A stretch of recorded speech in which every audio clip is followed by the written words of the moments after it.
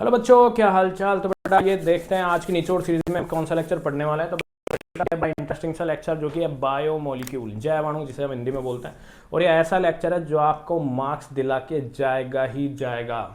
Biology student तो इसको देख के खुश हो जाता होगा क्योंकि बहुत ईजी क्या है ये लेक्चर है। और ये आपको जरूर से जरूर मार्क्स दिलाएगा। आरबीएससी बोर्ड वाले बेटा जो क्वेश्चन जो रिपीट होते हैं वो साल दर साल मतलब उनको मॉडिफाइड करके क्या करते रहते हैं, क्वेश्चनों को उन्हीं क्वेश्चनों को रिपीट करते रहते हैं। तो बेटा पीवाई की जो सीरीज है अपनी, इसे बिल्कुल भी स्किप मत कीजिएगा। ये आपको मार्क्स दिला के जाएगा, आपको पास करवाएगा, आपके रैंक भी दिलाएगा। तो बहुत सा लेक्चर है। तो इसके हम पीवाई की और बहुत इंपॉर्टेंट जो क्वेश्चन है उनको हम सॉल्व करने वाले हैं इस वीडियो में। तो हम बेटा शुरुआत करते हैं। फर्स्ट जो क्वेश्चन है पूछा गया है नॉन एसेंशियल अमीनो एसिड के बारे में कि नॉन एसेंशियल अमीनो एसिड क्या होता है। तो बेटा नाम से पता चला है नॉन एसेंशियल अमीनो एसिड, ठीक है। मतलब आपके माइंड में आया होगा कि ऐसे अमीनो एसिड जिनकी हमें ज़रूरत नहीं है। तो बेटा गलत है। ज़रूरत तो हमको नॉन एसेंशियल की भी होती है, बट इनमें अंतर क्या होता है एसेंशियल और नॉन एसेंशियल में। इनमें डिफरेंस ये होता है कि नॉन एसेंशियल को हमको मतलब बाहर के सोर्स जो अदर सोर्स है, आउटर सोर्स, वहाँ से लेने की जरूरत नहीं पड़ती है। वो हमारी बॉडी ही प्रोडक्शन इसका कर देती है। बट जो एसेंशियल अमीनो एसिड आते हैं, नाम से ही पता चल रहा है आवश्यक अमीनो एसिड, मतलब उसकी हमें जरूरत सोर्सेज है क्योंकि बॉडी प्रोड्यूस नहीं कर पाती है उन एसेंशियल अमीनो एसिड का। अब ये क्वेश्चन पूछा गया है बेटा नॉन एसेंशियल के बारे में। तो मैं आपको एसेंशियल की अमीनो एसिड है जो 10 होता है, number of 10 essential amino acid होता है, बहुत ही इंपॉर्टेंट होता है। ये क्वेश्चन बार बार रिपीट होता है बेटा एग्जाम के अंदर। तो उनको याद करने की मैं बहुत ही ईजी सी और इंटरेस्टिंग सी ट्रिक लाया हूँ, वो की है वीआईपी हॉल में टीटी। वीआईपी हॉल में टीटी ये ट्रिक है, इसको याद रख लिएगा। और वी मतलब मैं आपको पढ़ के बता देता हूँ। वी फॉर वैलिन, ठीक है, आई पी फॉर फेनिलैलेनिन और एच फॉर हिस्टिडीन। ए से आर्जिनिन बनता है, एल से लाइसिन, एल से ल्यूसिन भी बनता है, एम मैं मतलब हॉल में से बनता है मिथियोनिन, और टी से ट्रिप्टोफैन और टी से थ्रियोनिन।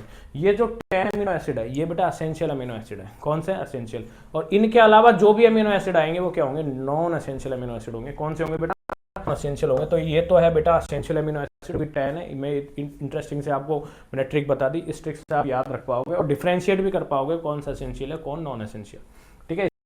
रेस्ट टू ऑल वो क्या होगा बेटा, नॉन एसेंशियल होंगे। तो ये मैं आपको होमवर्क देती हूँ, इस चारों ऑप्शन से आप पहचानना जो इसमें नहीं है वो इस ऑप्शन का, इस क्वेश्चन का क्या होगा, आंसर होगा, ठीक है स्टूडेंट्स। तो आई होप आप अच्छे से समझ गए होंगे ट्रिक। अब हम नेक्स्ट क्वेश्चन पूछा डाइसैकेराइड। डाइसैकेराइड के बारे में पूछ रहा है। डाइसैकेराइड के 4 ऑप्शन दिए हुए हैं, तो इसमें मैं करेक्ट आपको बता देता हूँ। जो सुक्रोज होगा वो क्या होगा, इसका करेक्ट आंसर होगा। डाइसैकेराइड क्या होता है, नाम से ही पता चल रहा है। डाई मतलब दो, सैकेराइड मतलब सैकेराइड की 2 यूनिट आपस में कंबाइंड होकर क्या बना रही है, डाइसैकेराइड का फॉर्मेशन कर रही है, ठीक है। तो डाइसैकेराइड की मैं बात करता हूं तो बेटा इसमें सुक्रोज आंसर कैसे आया, पहले मैं यहाँ पे लिख लेता हूँ सुक्रोज, ठीक है। सुक्रोज लेता हूँ और एक लिख लेता हूँ लैक्टोज, एक लिख लेता हूँ मैं माल्टोज। तीनों को आप याद कर लीजिए, ठीक है। सुक्रोज ये अकेला मोनोमेरिक यूनिट से नहीं बनता है, इसको 2 यूनिट्स की जरूरत होती है, ठीक है। तो हम तीनों में डिफरेंशिएट कर लेते हैं। तो बेटा सुक्रोज में ग्लूकोज 1 यूनिट तो होती है ग्लूकोज, 1 यूनिट होती है ग्लूकोज। मैं बात करूं माल्टोज तो इसमें भी 1 यूनिट क्या होती है ग्लूकोज की। तो बेटा 3 से कई क्वेश्चन पूछ सकता है। डाइसैकेराइड ग्लूकोज के बारे में, माल्टोज के बारे में पूछ सकता है। तो बेटा सुक्रोज किससे मिलकर बना होता है, 2 मोनोसैकेराइड यूनिट से मिलकर बना होता है। तो पहली यूनिट तीनों में कॉमन होती है, वो होती है ग्लूकोज, तीनों में पाई जाती है। फिर हम सेकंड की बात करते हैं, सेकंड यूनिट क्या होगी। तो बेटा सेकंड यूनिट की बात करो, सुक्रोज में जो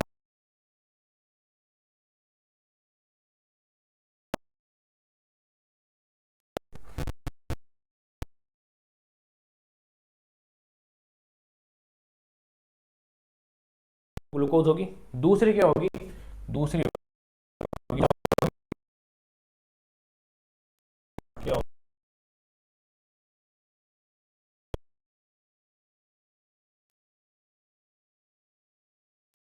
तो ग्लूकोज की होती मोनोमेरिक, ठीक है। साइड होगी वो भी ग्लूकोज की होगी, क्या होगी बेटा, ग्लूकोज की ही होगी। वो किस होगी बेटा, ही होगी, तो बेटा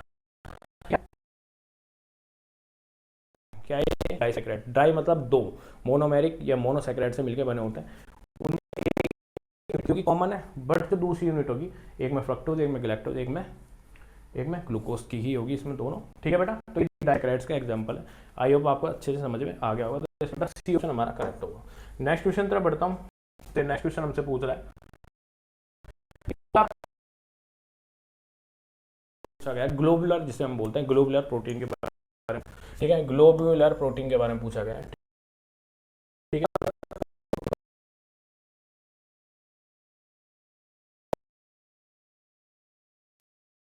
ठीक है बेटा, पार्ट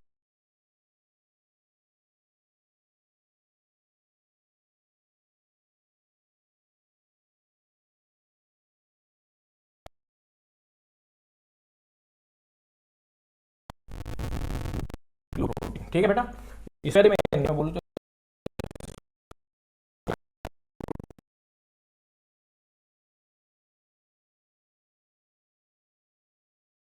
बात करूँ, इसको हम बोलते हैं,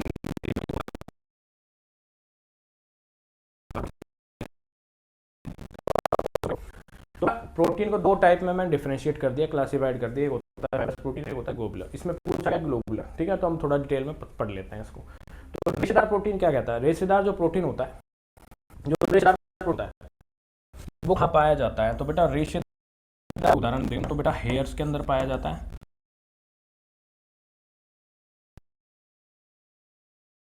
तो देखो कैसा है, रेशेदार है मतलब एक धागे नुमा है। तो आप इससे भी याद रखो कि आपसे उदाहरण पूछे तो नाखून और जो हेयर्स होते हैं, केराटिन प्रोटीन होती है बेटा, ये जनरली केराटिन प्रोटीन से बने हुए होते हैं। तो ये किस पाया जाता है? ये हेयर्स और नेल में पाया जाती है, फाइबरस होती है, धागे जैसी होती है, फाइबर नुमा होती है, रेशे जैसी होती है, ठीक है। और ग्लोबुलर फाइबरस का नहीं है,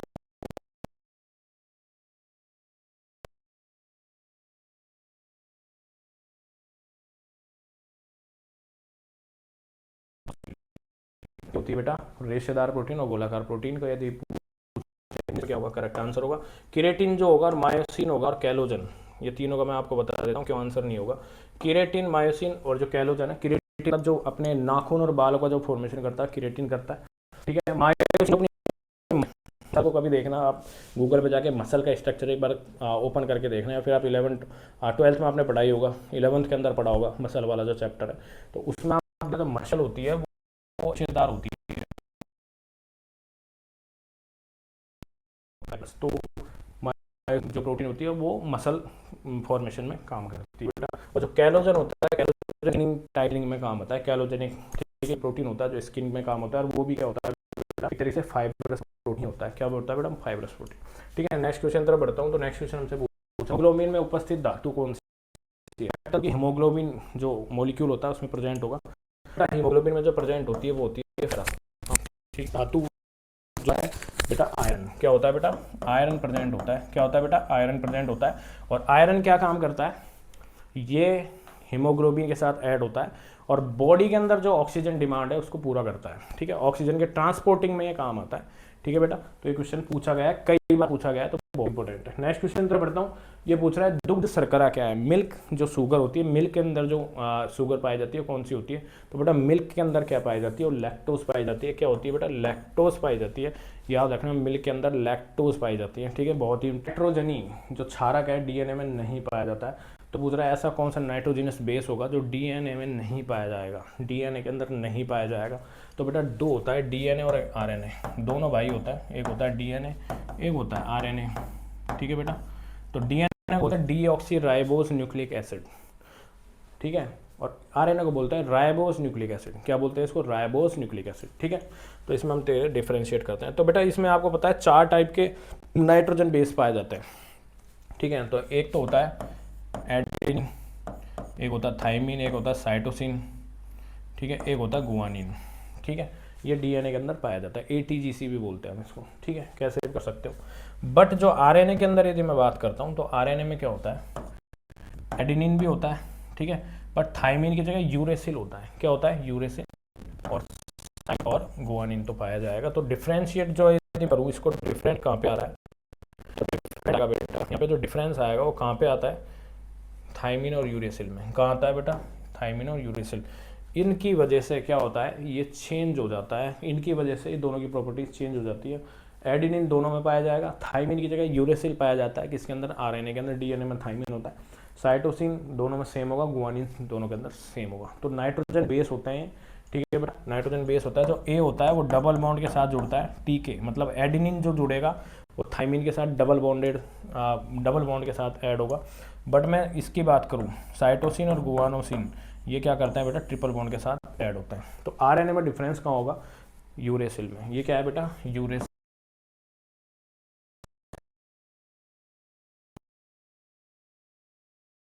डी जो ऑप्शन है ये क्या होगा मेरा करेक्ट ऑप्शन होगा। आई होप आपको अच्छे समझ में आ गया होगा। नेक्स्ट क्वेश्चन तरफ बढ़ता हूँ। नेक्स्ट क्वेश्चन पूछा गया है आरएनए में उपस्थित शुगर का क्या नाम है। तो बेटा आरएनए का यदि मैं नाम लिखूं आरएनए का, तो आरएनए की जो फुल फॉर्म होती है वो होती है राइबोज न्यूक्लिक एसिड। ठीक है, ये होता है। तो बेटा इसमें जो शर्करा पाई जाती है और राइबोस पाई जाती है, क्या पाई जाती है, राइबोस पाई जाती है। ये क्या है, शुगर है। तो इसका जो आंसर हम लिखेंगे वो लिखेंगे राइबोस। क्या होगा बेटा, राइबोस है। Fill in the blank type का क्वेश्चन आया है और कई बार रिपीट हुआ है, बहुत ही इंटरेस्टिंग और बहुत इंपॉर्टेंट क्वेश्चन है, याद रखना।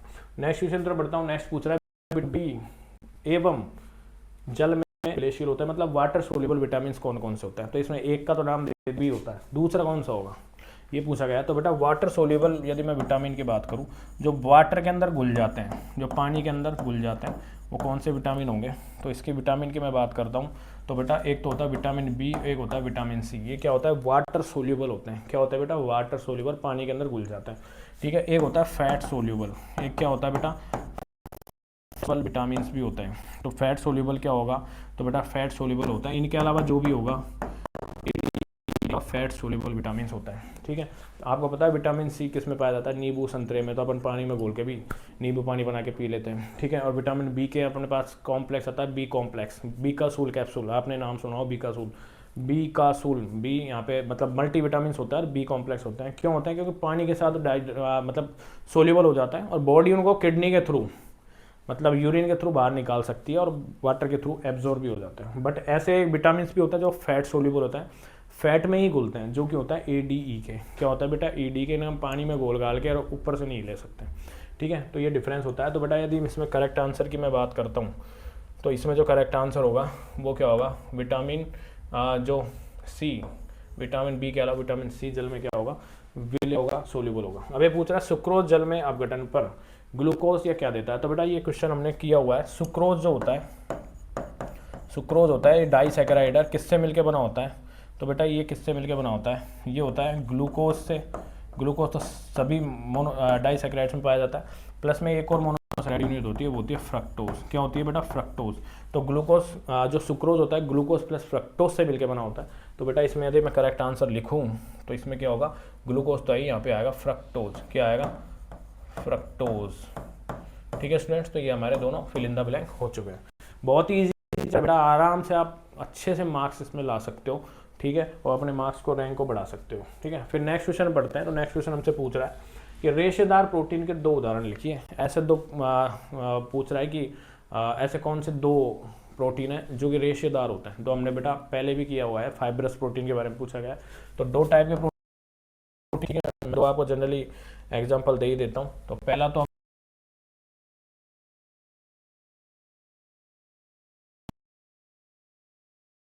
एक जो कि हमारे मसल को बनाता है, ये भी एक क्या होता है, फाइब्रस प्रोटीन का एक एग्जांपल है। ठीक है, तो ये दोबारा से रिपीट हुआ है तो याद रखिएगा। फिर ये पूछ रहा है डीएनए की डबल हेलिक्स जो मॉडल है उसको बनाओ। ये क्वेश्चन आया हुआ है। तो बेटा ये तो बहुत ही ईजी सा क्वेश्चन है, कुछ नहीं है, सांप की तरह 2 रिंग बनानी है आपको और बीच में से लाइनें से खोल के मतलब लाइन भी बना के आ जाओगे तो भी नंबर मिल जाएंगे आपको। तो डबल हेलिक्स मॉडल मैंने आपको बनाया हुआ है इसके। तो इसमें क्या होता है बेटा, जो डीएनए है वो क्या है, एक तरीके से स्पाइरल है, स्पाइरल स्ट्रक्चर है इसका। ठीक है, एक तरीके से स्पाइरल और वो भी डबल स्पाइरल स्ट्रक्चर ये शो कर रहा है। ठीक है, और ये जो डबल स्पाइरल है ये आपस में जुड़े होता है नाइट्रोजिनस बेस के थ्रू। क्या होता है बेटा, नाइट्रोजन बेस है, इनके थ्रू जुड़े होते हैं। नाइट्रोजन बेस कौन कौन से होता है, थोड़ी देर पहले ही समझाया था कि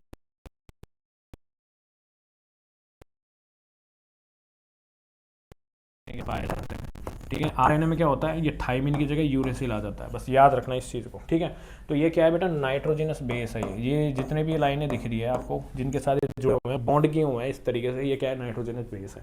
ठीक है, अब मैं इसकी बात करता हूँ इसकी लेंथ क्या होगी, तो बेटा एक जो स्पायरल है वो कंप्लीट हो रहा है, तो इसकी जो लेंथ होगी 3.4 नैनोमीटर या 34 एंगस्ट्रॉम लिख सकते हैं, एंगस्ट्रॉम के अंदर पूछा गया है तो ठीक है। और यदि मैं एक ही इसकी बात करूँ, एक ही मतलब एक ही स्पायरल की बात करता हूँ, ओनली एक पार्ट की, तो ये हो जाता है बेटा 0.4 एंगस्ट्रॉम, या फिर मैं इसको बोल सकता हूँ 0.34 नैनोमीटर भी मैं इसको बोल सकता हूँ। नैनोमीटर या एंगस्ट्रॉम किसी के अंदर भी आप ले सकते हो, ठीक है बेटा।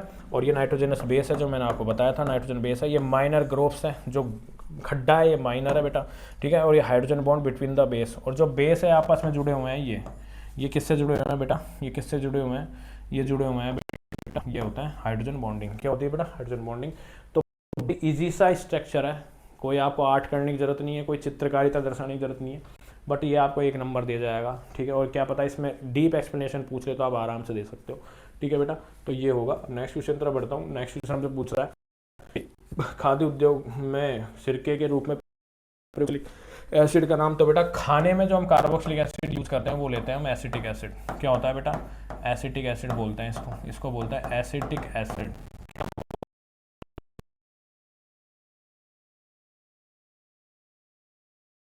याद रख लीजिएगा, ठीक है। फिर है एडिपिक एसिड का आईयूपीएसी नाम, तो बेटा थोड़ा पॉलीमर का है, ठीक है। तो इसका भी मैं बता देता हूँ, हेक्सेन डाइओइक एसिड जो इसका नाम होता है, इसका मैं स्ट्रक्चर भी आपको बता देता हूँ। तो स्ट्रक्चर होता है, इसके अंदर होते हैं 6 कार्बन, इसके अंदर होता है 6 कार्बन और 2 कार्बोक्सिलिक ग्रुप। तो 2 कार्बोक्सिलिक ग्रुप तो ये जुड़े हुए हैं, बाकी है तो टोटल काउंट करूंगा तो ये हो जाएंगे 5 6, इसलिए बोलते हैं हेक्सेन डाइओइक। हेक्सेन मतलब 6 कार्बन, डाई मतलब 2, ओइक मतलब एसिड, एसिड का सफिक्स यूज कर रहे हैं। तो बेटा ये होता है एडिपिक। ये थोड़ा पॉलीमर का क्वेश्चन आ चुका है तो कोई बात नहीं, हमने सॉल्व कर लिया। नेक्स्ट क्वेश्चन बढ़ते हैं। तो नेक्स्ट क्वेश्चन में हमसे पूछ रहा है कि हावर्थ स्ट्रक्चर के बारे में पूछ रहा है। ये कह रहा है कि सुक्रोज का हावर्थ स्ट्रक्चर बताइए। सुक्रोज क्या है बेटा, डाइसैकेराइड है, मतलब 2 मोनोसैकेराइड से मिलके जो बना होता है उसे हम बोलते हैं डाइसैकेराइड। तो सुक्रोज में एक तो होता है ग्लूकोज और एक होता है फ्रक्टोज, ठीक है। तो बेटा इसमें से एक ग्लूकोज होगा और एक होगा फ्रक्टोज, ठीक है। तो ये हावर्थ स्ट्रक्चर होता है इसका, ठीक है। इस तरीके से जो स्ट्रक्चर है हावर्थ है। ये कैसे बना मैं आगे क्वेश्चन के अंदर एक बताऊंगा। तो बेटा इसके अंदर क्या है, यदि सुक्रोज दोनों से मिलकर बना है, मतलब ग्लूकोज और फ्रक्टोज से, तो ग्लूकोज का फॉर्मूला है C6H12O6। उसी तरीके से फ्रक्टोज है C6H12O6, ठीक है स्टूडेंट्स। तो मैं आगे बात करता हूँ, ठीक है। तो इसका ओवरऑल क्या होगा, C12H22O11, ये क्या होगा इसका फॉर्मूला होगा। ये इसका हावर्थ स्ट्रक्चर है बेटा। क्या है बेटा, हावर्थ स्ट्रक्चर है। तो एक इसके अंदर जो एक मोनोसैकेराइड यूनिट होगी वो तो होगी ग्लूकोज की, और एक क्या होगी फ्रक्टोज की। तो इस तरीके का हावर्थ स्ट्रक्चर है। इसको आप आराम से कंपेयर करके समझ के आराम से इसको बना के आ सकते हो। ये भी आपको फोकट का नंबर दे, ठीक है। अब नेक्स्ट क्वेश्चन तरफ बढ़ते हैं। नेक्स्ट हमसे पूछ रहे हैं प्रोटीन के विकृतीकरण को समझाइए, explain the denaturation of the protein. तो डीनेचुरेशन, ये शब्द क्या कहना चाह रहा है और किसका डीनेचुरेशन करा रहा है, प्रोटीन का। तो डीनेचुरेशन का मतलब होता है कि खराब करना किसी चीज़ को, किसी भी चीज़ को खराब कर देना। जैसे पेन है ये, तो मैं बोल दूंगा मैं इसका डीनेचुरेशन कर रहा हूँ, ठीक है। या फिर मैं किसी भी इंसान को उठा लाया और उसके डीएनए में मैंने छेड़छाड़ कर दी, उसकी प्रोटीन मैंने खराब कर दी, तो मैं ये भी बोल सकता हूँ कि ये डीनेचुरेशन कर रहा हूँ मैं, मतलब किसी भी चीज़ को खराब करना। खराब कैसे होगी, उसके टेम्परेचर को मैं चेंज कर दूँ या उसके पीएच में चेंज कर दूँ, उसकी वजह से उसके डीएनए का जो स्ट्रक्चर होता है स्पायरल, उसके बीच में जो नाइट्रोजन बेस होता है जो कि हाइड्रोजन बॉन्ड से जुड़े हुए होता है, वो क्या हो जाता है बेटा, खराब हो जाता है, डिस्टॉर्टेड हो जाता है, अलग हो जाता है। और जो डबल हेलिक्स मॉडल है डीएनए का, वो क्या हो जाता है, सिंगल हेलिक्स के अंदर कन्वर्ट हो जाता है। तो इसे हम बोलते हैं प्रोटीन का डीनेचुरेशन। इसको यदि मैं एनसीईआरटी के अकॉर्डिंग देखें, एनसीईआरटी लाइन है बेटा, तो कह रहा है protein found in the biological system with a unique 3 dimension structure. आपको पता है एक बायोलॉजिकल यूनिक सिस्टम होता है जो कि 3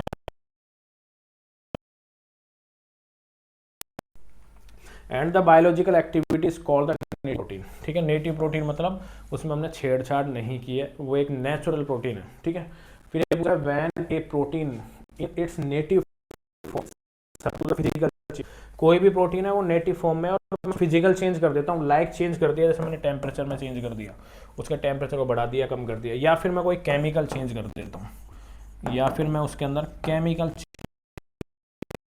चेंज कर देता हूँ। केमिकल चेंज में क्या हो सकता है, उसके पीएच को मैं बदल देता हूँ, पीएच को मैं चेंज कर देता हूँ। बेटा मैंने आपको पता है एसिडिटी होती है इंसान के अंदर, होती है, गैस बनती है, एसिडिटी होती है कभी कभार, सबके साथ ही मतलब हुआ होगा। उसमें क्या होता है, जो पेट के अंदर जो स्टोमक के अंदर एसिड होता है HCl, उसकी क्या हो जाती है पीएच। वैसे भी वो हाईली पीएच होता है, मतलब बहुत ही स्ट्रॉन्ग एसिड होता है, बट उसकी पीएच में और गड़बड़ हो जाती है, इसकी वजह से एसिडिटी होती है।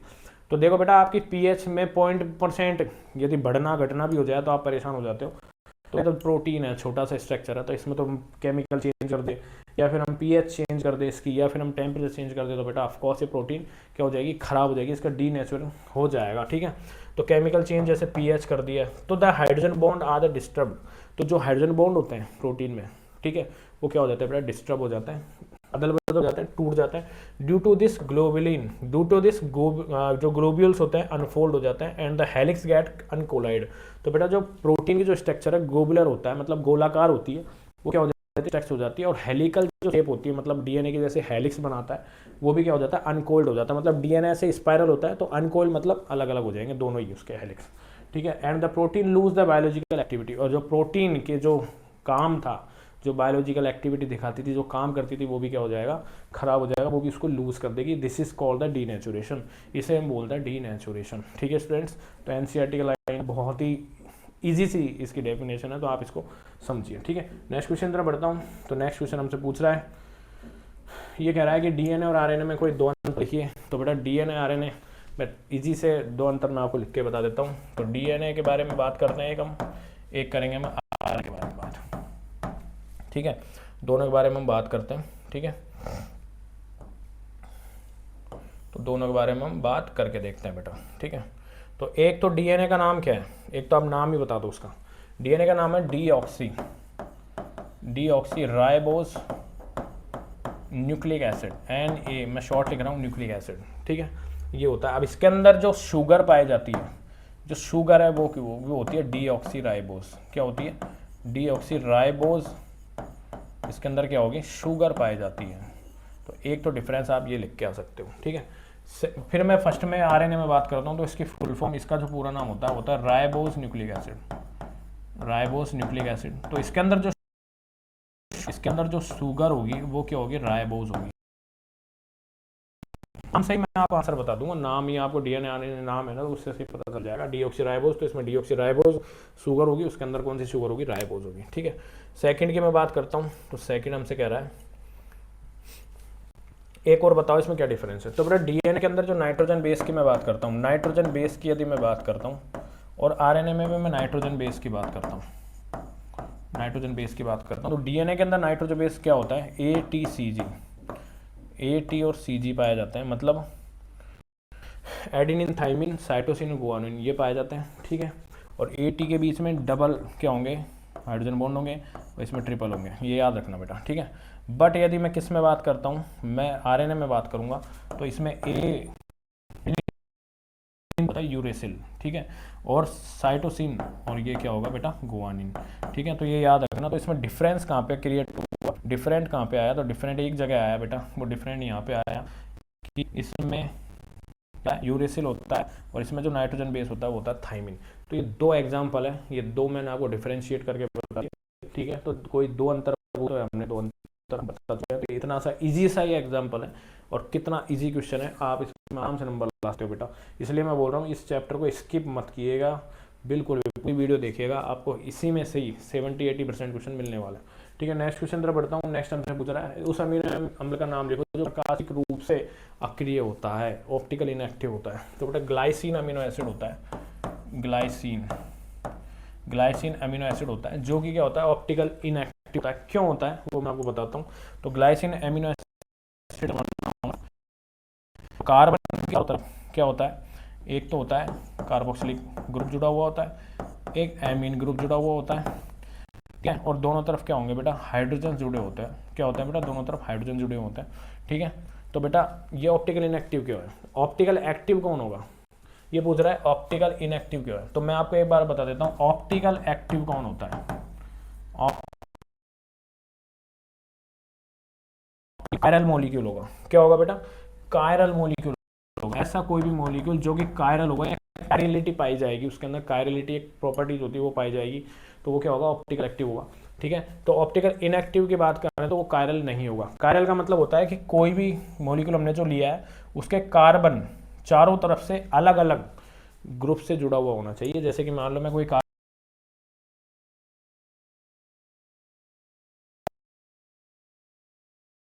जो जुड़े हुए हैं ना कार्बन से वो क्या होंगे, अलग होंगे। बट यहाँ पे बेटा जो हाइड्रोजन है ये दोनों क्या हो जाता है, सेम ही मिल जाता है।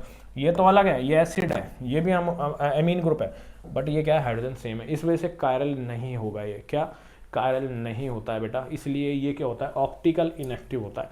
क्या होता है, ऑप्टिकल इनएक्टिव। बट ऐसा कोई कायरल को, ये क्या होता है बेटा, ठीक है बेटा। तो कभी भी आपको कोई भी मॉलिक्यूल दिखे, कभी भी आपको कोई भी मॉलिक्यूल मान लो आपको दिख गया हो, ठीक है, और उसके उसमें जो चारों कार्बन से जुड़े हुए चारों ग्रुप क्या हो, अलग हो, डिफरेंट हो, तो वो क्या होगा, कायरल होगा। और कायरल को अपन स्टार से रिप्रेजेंट करते हैं, स्टार से रिप्रेजेंट करते हैं बेटा, ठीक है। बट यदि चारों ग्रुप में से कोई दो ग्रुप भी चेंज हो गए, जैसे इसमें सेम हाइड्रोजन मिल गया, तो क्या होगा, कायरल नहीं होगा, ये अकायरल होगा। इसलिए ये क्या होगा, प्रकाशिक रूप से अक्रिय होता है। ग्लाइसिन प्रोटीन है, कौन सी बेटा, ग्लाइसिन प्रोटीन है। और कौन सी है, असेंशियल अमीनो एसिड है, या फिर ये अमीनो एसिड असेंशियल है, भी नॉन एसेंशियल। ये मैं आपको ट्रिक बताई थी, वीआईपी कौन सा, ठीक है, वीआईपी हॉल में टीटी, तो बेटा ग्लाइसिन नहीं था, ठीक है, तो ये नॉन एसेंशियल क्या हो गए, अमीनो एसिड होगा, ये भी याद रखना, ठीक है। नेक्स्ट क्वेश्चन तरफ बढ़ता है। नेक्स्ट क्वेश्चन पूछ रहा है क्या होता है जब ग्लूकोज का HNO3 की प्रेजेंस में रिएक्शन कराता हूँ तो इसका रासायनिक समीकरण क्या होगा। तो ये पूछ रहा है बेटा, ग्लूकोज होता है C6H12O6। अब मैं इसके किसके साथ रिएक्शन करा रहा हूँ, HNO3 के साथ मैं इसकी रिएक्शन कराता हूँ। किसके साथ, HNO3 के साथ मैं इसकी रिएक्शन कराऊंगा। तो ये पूछ रहा है कि क्या बनेगा इसमें, आगे क्या होगा, ठीक है। तो देखो अभी हम देखते हैं इसमें क्या बनता है, ठीक है। तो मैं आपको वर्क बता देता हूँ, ये आपके लिए होमवर्क है क्वेश्चन, ठीक है। और मैं आपको एक बार काम बता दूंगा HNO3 क्या करता है। तो बेटा यहाँ पे लिया गया है concentrated HNO3, concentrated C4 concentrated सांद्र HNO3। तो क्या काम करेगा, तो बेटा कंसनट्रेटेड HNO3 क्या करेगा, act as a oxidizing agent. ये क्या करेगा, एक्ट एज ए ऑक्सीडाइज करता है, मतलब ये ऑक्सीडेशन कर देगा किसका, ग्लूकोज का ऑक्सीडेशन कर देगा। और ग्लूकोज का आपको पता है, मैं स्ट्रक्चर बना के दिखाऊं तो इसमें 6 कार्बन होते हैं, ठीक है। ये होता है CH2OH, ठीक है। ये होता है हमारे पास एल्डिहाइडिक ग्रुप, ठीक है बेटा। और एक OH ले लेते हैं, इधर OH, इधर OH, और इधर भी ले लेता हूँ CH2OH। ये क्या है, ग्लूकोज का स्ट्रक्चर है, ठीक है। अब ग्लूकोज के स्ट्रक्चर में हम क्या करेंगे बेटा, ग्लूकोज के स्ट्रक्चर में आपको पता है ये क्या करेगा, ये क्या करता है बेटा, ये एक तरीके से ऑक्सीडाइजिंग एजेंट की तरह काम करेगा। तो किसके, ये ग्लूकोज के अंदर देखो ये एल्कोहल प्रेजेंट है एल्कोहल, ठीक है। इनका क्या करेगा, ऑक्सीडेशन कर देगा। ऑक्सीडेशन करके आपको पता है कंसनट्रेटेड HNO3 ऑक्सीडाइजिंग एजेंट की तरह वर्क करेगा। तो इनको ऑक्सीडेशन करके ये एल्डिहाइड या कार्बोक्सिलिक एसिड किस में चेंज करेगा, ये आप मुझे होमवर्क मैंने आपको दिया है, ठीक है। ये आप खुद से दिमाग लगा के लगाइए, खुद से दिमाग लगा के इसका आंसर मुझे कमेंट में दीजिएगा कि ये क्या बनाएगा, ठीक है। इसमें बहुत ही इंटरेस्टिंग, बहुत मज़ेदार क्वेश्चन है, ठीक है बेटा। मैंने आपको हिंट दे दिया है, अब इसका आगे जा रहा हूँ, आपका काम है, मतलब जो भी कुछ है, ठीक है। फिर हम बात करते हैं बीटा डी राइबोस शुगर की स्ट्रक्चर पूछ रहा है, ठीक है। तो बीटा डी राइबोस शुगर, तो बेटा ये बीटा डी राइबोस शुगर की स्ट्रक्चर है, मैं आपको बता देता हूँ, ठीक है।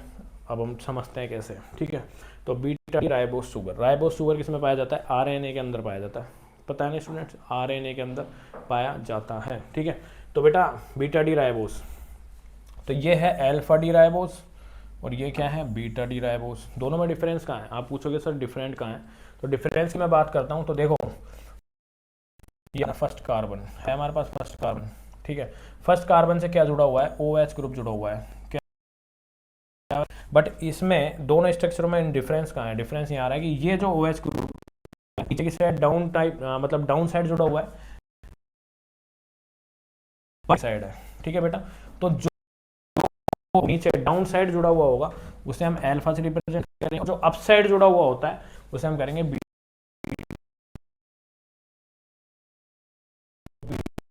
जो होगा उसका स्ट्रक्चर ये क्या होगा, ये क्या पता है एग्जाम में अल्फा डी का पूछ ले। तो मैंने आपको डिफरेंस बता दिया, बीटा में ऊपर, अल्फा में नीचे, ठीक है, आप याद रखना। तो हम ऐसे भी इसको बना सकते हैं, ऊपर हुआ तो क्या हुआ बीटा और नीचे हुआ तो क्या हुआ अल्फा, ये आप याद रखिएगा, बहुत इंटरेस्टिंग है। अब ये क्या है बेटा, इसमें कार्बन हम देखते हैं कितने, 1 कार्बन, 2 कार्बन, 3 कार्बन, 4 कार्बन है इसमें 4। यह है OH ग्रुप, हाइड्रोक्सिल ग्रुप, इसके पास इलेक्ट्रॉन जो भी कहाँ पे अटैक करेंगे, इस एल्डिहाइडिक ग्रुप के ऊपर अटैक करेंगे, क्योंकि आपको पता है एल्डिहाइडिक जो ग्रुप है कौन सी टाइप की रिएक्शन देता है, न्यूक्लियोफिलिक एडिशन रिएक्शन देता है। तो इसमें न्यूक्लियोफाइल की तरह एक्ट कर रहा है, ये कहाँ पे अटैक करेगा, इस कार्बन के ऊपर, और ये बॉन्ड किधर, ऑक्सीजन की तरफ टूट जाएगा, टूट के स्पाइरल मतलब ऐसे गोलाकार स्ट्रक्चर बना देगा। गोलाकार स्ट्रक्चर कहाँ से बना कि ये ऑक्सीजन ने अटैक करेगा क्या इस कार्बन, ये करेगा राउंड शेप में कन्वर्ट हो जाता है, ठीक है। तो ये क्या है, बीटा डी राइबोस और ये है अल्फा डी राइबोस। ये तो बेटा आपको स्ट्रक्चर याद करके ही जाना पड़ेगा, इसका तो कोई मंत्र नहीं है, ठीक है, बट बहुत ही इजी ये क्वेश्चन है, ठीक है। नेक्स्ट क्वेश्चन तरफ बढ़ता हूँ। नेक्स्ट क्वेश्चन से पूछता है विटामिन ए बी कमी से होने वाली डिजीज, ऐसे कौन सी डिजीज है ए और बी की कमी से होता है, ठीक है। तो बेटा विटामिन ए की कमी से मैं आपको बता देता हूँ, वैसे मैं आपके लिए चार्ट लेके आया हूँ पूरा। विटामिन ए की कमी से यदि आपके विटामिन ए की कमी हो जाए तो आप क्या करोगे, आपको रात में दिखना बंद हो जाएगा, उसको बोलते हैं नाइट ब्लाइंडनेस, ठीक है। रात में आपको दिखना बंद हो जाएगा, उल्लू वो दिखता है बट आपको देखना बंद हो जाएगा, ठीक है। और विटामिन बी की बात करूँ, ये बहुत सारे टाइप्स के विटामिन होता है, कॉम्प्लेक्स होता है, बी कॉम्प्लेक्स बोला जाता है इनको। तो विटामिन बी की कमी से क्या होगा, विटामिन बी की कमी से आपके बेरी बी से विटामिन बी से बेरी ऐसे याद रखो। तो विटामिन बी की कमी से होने वाला जो डिजीज होगी वो क्या होगी, बेरी होगी, ठीक है। अब इसका हम आगे देख लेते हैं। तो बेटा मैंने आपको एनसीईआरटी का लेके आया था मैं आपके लिए पूरा, तो इसमें विटामिन दिए हुए हैं, विटामिन ए, ये B1 B2 B6 12 C और D E और K। अब मुझे एक बार बताओ वाटर सोल्यूबल विटामिन कौन कौन से होंगे। तो बेटा वाटर सोल्यूबल जो होंगे वो बी कॉम्प्लेक्स होगा पूरा ये, और विटामिन सी ये क्या होगा, वाटर सोल्यूबल होगा, ये पानी के अंदर सोल्यूबल हो जाते हैं। और बाकी के जो विटामिन है A D E K ये क्या है, फैट सोल्यूबल विटामिन है, ठीक है। अब ये पूछ रहा है विटामिन ए की कमी से पूछा गया था, तो बेटा नाइट ब्लाइंडनेस हो जाता है, और एक जीरोथैल्मिया भी बोलता है, हार्डनेस ऑफ कॉर्निया, आँख का जो कॉर्नियल पार्ट है वो भी हार्ड हो जाता है, ठीक है। और फिर मैं विटामिन सी की बात करता हूँ, विटामिन बी की पूछ रहा है, तो बी से देखो बेरी ये रहा सबसे कॉमन है, very loss of appetite and the retard of the growth, आपका भूख लगना बंद हो जाएगी और आपकी ग्रोथ क्या हो जाएगी, रुक जाएगी, ठीक है स्टूडेंट्स। तो ये आपके लिए ये बहुत ही इंपॉर्टेंट है, इनको पढ़ के जाइएगा, बहुत ही इंपॉर्टेंट है और बहुत ईजी सा है, आराम से कर सकते हो इनको, ठीक है। फिर हम क्वेश्चन की तरफ बढ़ते हैं। पूछ रहा है राइट शर्करा के आधार पर डीएनए आरएनए अंतर। तो बेटा डीएनए आरएनए में मैं आपको अंतर कर चुका हूँ पहले से ही, डीएनए में डीऑक्सीराइबोस शुगर पाई जाती है, बट यदि हम बात करें किसके आरएनए तो उसमें राइबोस शुगर पाई जाएगी, ठीक है। तो मैंने आपको ये क्वेश्चन ये भी दिखा हुआ है स्ट्रक्चर, तो ये होता है राइबोस और ये होती है डीऑक्सीराइबोस। ये स्ट्रक्चर याद करने की आपको जरूरत नहीं है, बस आप नाम से याद कर लीजिए कि शुगर में डिफरेंस कहाँ आएगा, वो यहाँ पे आता है, ठीक है स्टूडेंट्स। तो ये क्वेश्चन हम कर चुके हैं। नेक्स्ट क्वेश्चन तरफ आगे बढ़ता हूँ। तो नेक्स्ट क्वेश्चन हमसे पूछ रहा है, थैंक यू सो मच बेटा, हमारे क्वेश्चन पूरे हो चुके हैं और इन क्वेश्चंस को स्किप मत करके जाइएगा, बहुत नंबर कंज्यूमिंग ये चैप्टर आपको मार्क्स दिला के जाएगा, आपके रैंक बढ़ा के जाएगा, आपको पास करवा के जाएगा। तो आई होप आपको सब अच्छा लगा होगा। अब हम मिलते हैं नेक्स्ट क्वेश्चन। तो बेटा यहाँ पे ऑर्गेनिक एंड हो चुकी है हमारे 28 से 30 नंबर की जो ऑर्गेनिक आती है वो पूरा कंप्लीट हो चुका है, और सबसे ज़्यादा पार्ट जो 12th में ऑर्गेनिक केमिस्ट्री का ही है, ठीक है बच्चों। तो थैंक यू सो मच, और लाइक शेयर एंड सब्सक्राइब करना मत भूलना, जरूर लाइक कीजिए, सब्सक्राइब कीजिए, और किसी भी तरीके कोई भी नोट्स चाहिए कुछ भी तो आप मुझे कमेंट कीजिए। Thank you so much.